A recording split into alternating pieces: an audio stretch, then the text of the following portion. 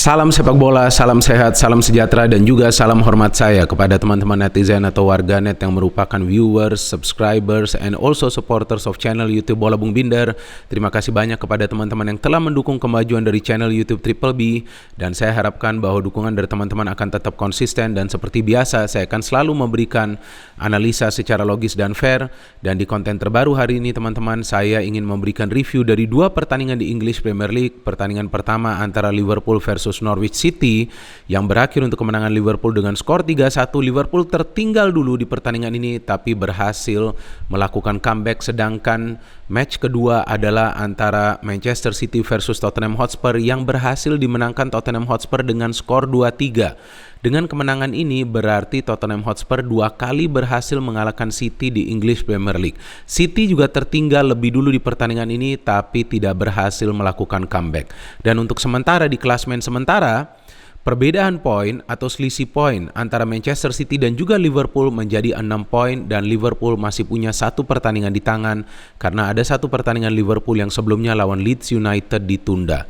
Jadi sekarang tentunya Liverpool punya peluang besar untuk bisa mengejar City yang sebelumnya selisih poinnya cukup jauh dengan Liverpool. Nah, pertama-tama saya ingin membahas dulu pertandingan antara Liverpool versus Norwich City. Tentu saya ingin dulu memberikan informasi line up dari kedua tim teman-teman. Triple B selalu membahas line up biar kita bisa mengetahui juga pemain-pemain mana yang dipilih oleh kedua pelatih untuk bisa menjalankan strategi atau taktiknya. From Liverpool Football Club, Alisson, Joe Gomez, Joel Matip, Virgil van Dijk, Tsimikas, luar biasa. Dan kita lihat di pertandingan ini bahwa ada dua pemain yang tidak bisa bermain ya. Yang pertama Jota, kemudian juga Firmino, dan kita tahu juga di sini Andrew Robertson ditaruh di bangku cadangan, dan juga tidak ada Trent Alexander-Arnold. Dan di depan 4 back ini kita lihat ada Alex Oxlade-Chamberlain, ada Jordan Henderson, ada Naby Keita, dan kemudian ada Salah, Mane, dan juga Luis Diaz. Jadi Salah, Mane, dan Luis Diaz 3-3 mencetak gol di pertandingan ini teman-teman, kembali membuktikan bahwa Liverpool punya lini depan yang tajam dan juga produktif. Dari Norwich City kita tahu tim ini sedang berjuang agar tidak terdegradasi, tapi sepertinya sulit ya untuk tim ini menghindar dari degradasi karena juga jumlah gol yang kemasukan. Tim ini paling banyak kemasukan gol teman-teman. Sudah kemasukan 53 gol dari 25 pertandingan. Tentu sulit sekali, tapi ya paling tidak di pertandingan di Anfield ini para pemain Norwich juga berani keluar menyerang, paling tidak di babak pertama. Oke, from Norwich, Rashica, Timo Pukki, kemudian Sargent, ada McLean, ada Norman, ada Gilmore yang dipinjam dari Chelsea, ada Brandon Williams, ada Ben Gibson, ada Henley, ada Aarons. Ini sebenarnya Aarons ini pemain yang bagus ya, fullback sebelah kanan ya teman-teman ya. Sempat dirumorkan juga diincar oleh klub-klub besar lainnya di Premier League. Kemudian Angus Gunn. Nah, dari jalannya pertandingan ya, sebetulnya Norwich ini cukup berani juga teman-teman keluar menyerang. Bahkan mereka yang mendapatkan peluang pertama dari Evans. Tapi terlihat para pemain Liverpool juga cepat membangun serangan dan lebih sering memberikan bola ini kepada Salah. Karena teman-teman perhatikan beberapa kali itu Salah bisa terus melewati para pemain dari Norwich dan coba untuk memberikan crossing-crossing ke dalam kotak penalti. Jadi Salah lebih banyak memberikan crossing ke dalam kotak penalti daripada coba untuk mencetak gol karena dia lebih sering diberikan bola. Jadi tampaknya di menit-menit awal ini lini tengah dari Liverpool ini tidak berfungsi secara baik untuk bisa bermain kreatif. Karena aliran bola itu sangat cepat diberikan kepada Salah. Memang Liverpool mendapatkan banyak peluang. Bahkan Salah sendiri jika saya tidak salah tuh hampir mencetak gol, tapi bisa dihalau ya oleh Norman itu di depan garis gawang. Kemudian Tsimikas juga hampir mencetak gol. Kita tahu Mane juga hampir mencetak gol. Cukup banyak peluang dari Liverpool di babak pertama. Kalau dari catatan saya ada 4 peluang yang berbahaya. Tapi karena memang finishing mereka tidak bagus dan juga ada save yang dilakukan oleh Angus Gunn yang membuat mereka tidak bisa mencetak gol di babak pertama. Memasuki babak kedua ternyata nih Norwich cukup berani juga ya. Sekarang mereka di babak kedua ini lebih banyak melepaskan tendangan-tendangan dari luar kotak penalti setelah sebelumnya di babak pertama beberapa kali serangan mereka juga cukup bahaya sih teman-teman. Tapi ya kita lihat bahwa mereka juga tidak bisa melakukan finishing karena di babak pertama mereka sebenarnya mendapatkan 2 peluang tapi 2 peluang tersebut melenceng.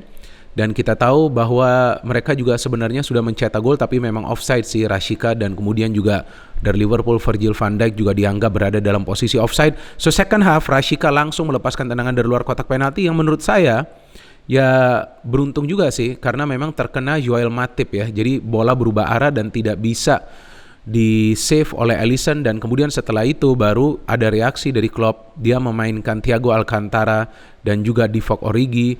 Thiago adalah untuk memberikan suplai bola dari tengah, dan kemudian kita tahu Origi adalah untuk ikut membantu serangan. Jadi terlihat bahwa Liverpool benar-benar mengincar gol, dan memang Naby Keita tidak bermain seperti biasanya, and Liverpool can score a wonderful goal. Ini gol yang luar biasa, teman-teman. Tendangan salto dari Mane, kredit kepada Jordan Henderson yang memberikan umpan jauh, direct pass kepada Tsimikas, dan Tsimikas pintar sekali. Dan sekarang kita melihat Tsimikas pun bisa menjalankan peran seperti Andrew Robertson. Dia memberikan umpan dengan kepalanya, dan Mane melakukan tendangan salto untuk mencetak gol pertama bagi Liverpool dan menyamakan kedudukan. Dan baru kemudian Salah bisa mencetak gol setelah Alisson yang memberikan umpan ya. Tendangan dari Alisson bisa diterima oleh Salah, gerakan individu, dan dia bisa menyelesaikan peluang tersebut menjadi gol. Saya jadi teringat golnya AC Milan pada saat lawan Sampdoria kan, ketika Mignon itu memberikan bola kepada Leao dan Leao bisa melakukan gerakan individu dan mencetak gol. And then finally gol yang ditunggu-tunggu yaitu Luis Diaz. Kita tahu Luis Diaz adalah pembelian yang belum lama dilakukan oleh Liverpool. Kita tahu sebelumnya Liverpool membeli Konate kan di awal musim ini, dan dia bisa mencetak gol pertamanya untuk Liverpool. What a pass from Jordan Henderson. Lagi-lagi terlihat peran dari Henderson ini cukup bagus, dan dia memang menjadi distributor bola dari lini tengah yang cukup baik, dan dia bisa memberikan finishing yang memang diperlukan. Dan kembali terlihat bahwa para pemain Liverpool itu tidak down ya, tidak drop mentalnya ketika mereka tertinggal. Padahal kita tahu bahwa setelah unggul, Norwich itu bertahan total. Bahkan saya tidak melihat para pemain Norwich itu mendapatkan peluang yang berbahaya selain gol yang berhasil dicetak oleh Rashica. Jadi terlihat bahwa di pertandingan ini peran dari pelatih sangat penting, teman-teman. Jurgen Klopp juga kita lihat memainkan dua pemain yang walaupun Origi tidak mencetak gol, tapi paling tidak pergerakan-pergerakan tanpa bolanya juga mengganggu konsentrasi dari para pemain Norwich. Setelah pertandingan Liverpool, baru ada pertandingan antara Manchester City versus Tottenham Hotspur. Dengan kemenangan Liverpool berarti Manchester City akan berusaha untuk meraih kemenangan agar jaraknya tetap jauh dengan Liverpool dari segi selisih poin. Oke, kita bahas dulu line up dari kedua tim ya, teman-teman. Ederson dari City, Kyle Walker, Ruben Dias, Laporte, Cancelo, Kevin De Bruyne, Rodri, Gundogan, Raheem Sterling, Bernardo Silva, dan Phil Foden. Terlihat bahwa Kevin De Bruyne ini bermain sebagai false nine. Bernardo Silva lebih banyak melakukan pergerakan dari lini tengah. And from Tottenham Hotspur, Antonio Conte memilih formasi 3-4-2-1. 3 pemain di belakang, Ben Davies, Eric Dyer, dan juga Romero. Di depannya ada Sessegnon, ada Højbjerg, ada Bentancur, ada Emerson Royal. Penjaga gawang tentunya Hugo Lloris yang sebetulnya tidak bermain begitu baik di game ini. And di depannya ini 3 pemain yang memang memberikan kontribusi luar biasa di match ini, teman-teman. Dan ya menurut saya 3 pemain ini sudah kompak ya, yaitu Son, kemudian Kulusevski, dan juga Harry Kane. Saya siaran pertandingan ini kan teman-teman di SCTV, dan saya jelaskan bahwa City ini ketika ketemu tim yang bertahan, tentu mereka akan mengandalkan possession dan passing game mereka, dan akan mencoba untuk menciptakan peluang dengan mengandalkan gerakan individu juga dari para pemainnya. Dan saya juga memperkirakan bahwa Tottenham Hotspur dengan Antonio Conte akan mengandalkan strategi bertahan dan counter attack. Dan ternyata itu yang betul-betul terjadi, teman-teman. City menguasai jalannya pertandingan. Sempat juga ball possession dari City itu mencapai 90%. Tottenham Hotspur tidak banyak mendapatkan peluang di babak pertama. Tapi tim ini bermain dengan taktik yang pas untuk bisa menyulitkan para pemain Manchester City. Yang pertama menciptakan peluang, dan yang kedua tentunya mencetak gol. Dan terlihat bahwa dari satu serangan yang berbahaya dari Tottenham Hotspur mengandalkan counter attack, mereka sudah bisa langsung mencetak gol. Peran besar dari Harry Kane memberikan umpan kepada Son, walaupun pada saat siaran langsung saya juga menjelaskan bahwa Kane itu tidak boleh terlalu sering berada di belakang. Dia adalah goal getter, dia adalah top scorer dari Tottenham Hotspur from season to season.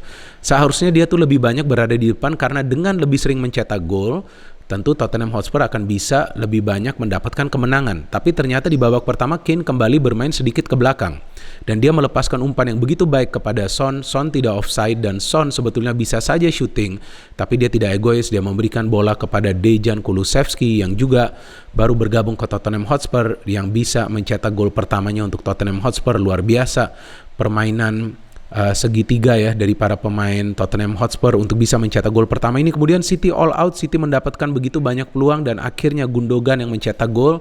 Gundogan adalah top scorer dari City musim lalu teman-teman, dan dia adalah pemain yang memang sering tiba-tiba muncul dari second line. Dan kita lihat Raheem Sterling yang memberikan umpan ke dalam kotak penalti, Lloris tidak bisa menangkapnya dan kemudian Gundogan bisa melakukan finishing. Setelah itu cukup banyak peluang dari Manchester City. Sterling juga mendapatkan peluang, Bernardo Silva, Phil Foden juga, tapi ya sulit juga ya ketika para pemain City juga di pertandingan ini di luar dugaan finishingnya tidak begitu baik. Dan kemudian di babak kedua ya saya kira bahwa Pep Guardiola ini akan segera melakukan pergantian, karena pada saat halftime saya jelaskan juga pada saat siaran langsung bahwa kemungkinan nih Mahrez akan dimainkan karena City sulit untuk melakukan finishing, perlu ada pemain baru yang masuk.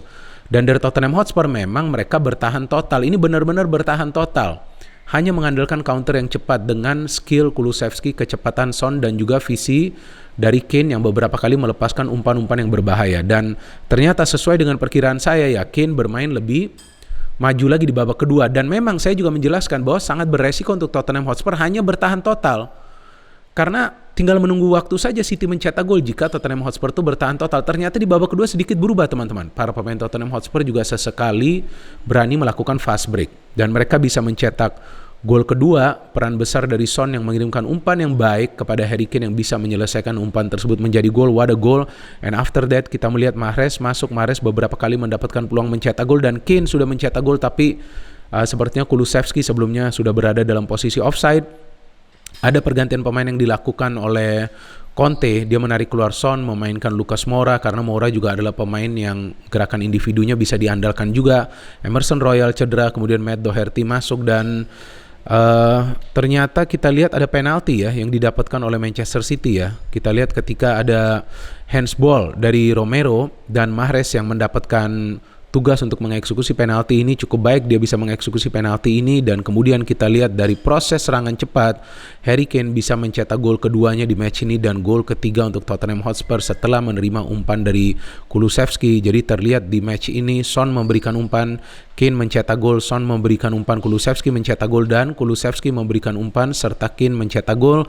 Apa yang bisa kita pelajarin dari pertandingan ini bahwa ketika ada tim yang bertahan total perlu juga ada kombinasi dari tim yang menyerang terus-menerus untuk juga mengandalkan umpan-umpan direct, karena terlihat para pemain City terus mengandalkan umpan-umpan pendek yang sebetulnya sudah bisa ditutup oleh para pemain Tottenham Hotspur, karena para pemain Tottenham Hotspur ini seperti yang juga saya jelaskan pada saat siaran langsung mengandalkan zona marking. Jadi mereka tidak melakukan man marking kepada para pemain City, tapi mereka menutup daerah.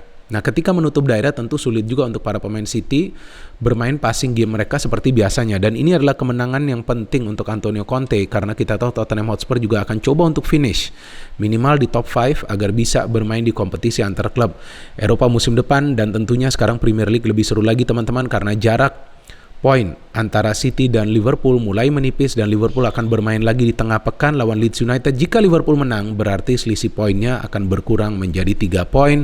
Kita tunggu juga nanti bagaimana pertandingan antara Manchester United yang akan bermain nanti malam dan tentunya saya akan memberikan review dari pertandingan tersebut. No hate, only football. Salam sepak bola.